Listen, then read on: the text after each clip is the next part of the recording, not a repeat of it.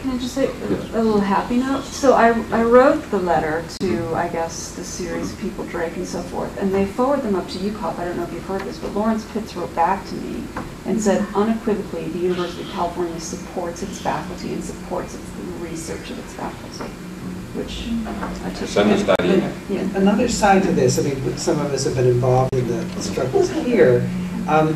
The very functionalist utilitarian approach to knowledge, which they're trying to impose through privatization, one of the things they would say is, we don't need tenure. We can assess people fairly, their work, and if they're useful and valuable, of course they'll continue to work here. So we actually need people like you to be attacked post-tenure and threatened with a removal of tenure so that we can push back and say, this is why we need tenure.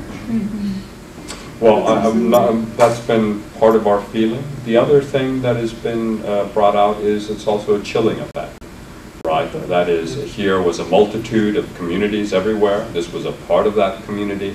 And so now we can target, one lamb and push them out and show all of you that, there are certain limits.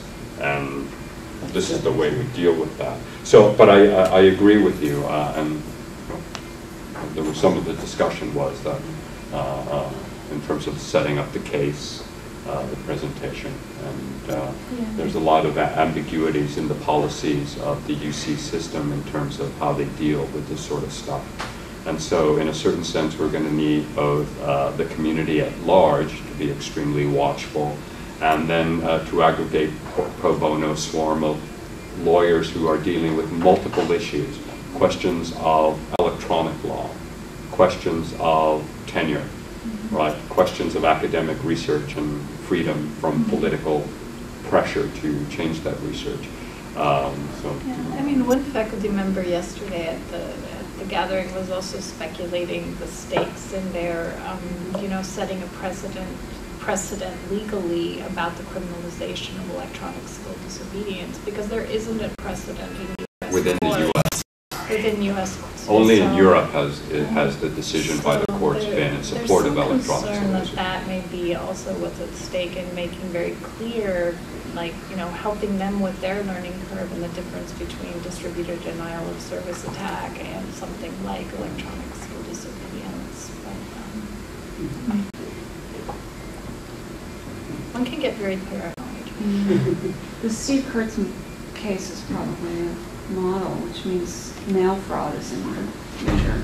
I mean, like no, that is they focus on some oddity in the process. I mean, you're talking about, since you were talking about it. And we're going to have a series of panels. Steve and others are I'm trying to push Rita into the max. I'm talking to her right now. Hopefully if we can in the fall, again to deal with the question of tactical media, aesthetic gestures, political gestures, and the university. What is the conditions, and to some degree, all I can say, and that I've been saying in the media, is I earned tenure in part based on the history of this research, the direct research at the campus with my community of researchers, and I was always regarded as a very positive thing. In fact, if you read the very first article in the New York Times about Cal IT2 and its big blast-off, it starts off with a discussion of my work. And it ends with a discussion of my work, saying Cal IT2 is very different from MIT because they are researching this thing, right? So the question is, why was it a site of promotion, promotional? And now, obviously, what happened to dislocate that?